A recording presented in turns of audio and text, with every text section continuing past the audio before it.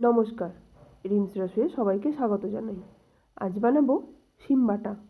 রেসিপিটি শেষ পর্যন্ত দেখার অনুরোধ করছি। ভালো লাগলে একটা লাইক করে দেবেন। শিম বাটা বানানোর জন্য এখানে আমি 250 গ্রাম শিমকে পরিষ্কার করে ধুয়ে নিয়েছি। তারপর এই রকম ছোট ছোট সাইজ করে কেটে নিয়েছি। এবার গ্যাসে একটা কড়াই বসিয়ে তাতে দুটো শুকনো লঙ্কা দিয়ে নাড়াচাড়া করে একটু রোস্ট করে নেব। যখন লঙ্কার গাটা এইভাবে একটু কালো কালো হয়ে যাবে তখন তুলে নেব। তারপর 2 চা চামচ তেল গরম করে তাতে কেটে রাখা শিমগুলো দিয়ে নেড়েচেড়ে 2 মিনিট ভাজবো। 2 মিনিট পর হাফ চা চামচ নুন আর অল্প একটু হলুদ গুঁড়ো দিয়ে দেব।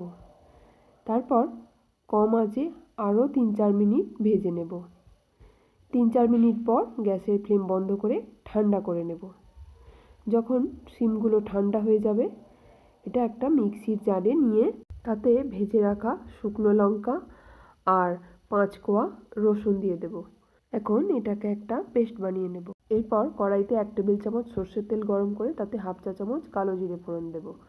তারপর দুটো মিডিয়াম সাইজের স্লাইস করে রাখা পেঁয়াজ দিয়ে নেড়েচেড়ে ভাজবো।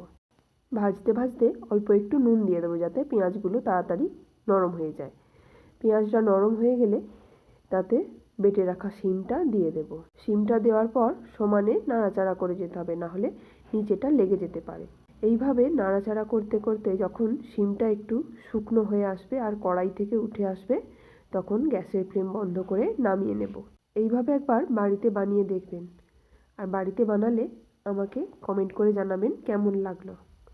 ফেসবুক থেকে যারা দেখছেন আমার পেজটি প্লিজ ফলো করে দেবেন, আর ইউটিউব থেকে যারা দেখছেন আমার চ্যানেলটি সাবস্ক্রাইব করে পাশে থাকা বেল আইকনটি প্রেস করে রাখবেন। ভিডিওটি শেষ পর্যন্ত দেখার জন্য অসংখ্য ধন্যবাদ।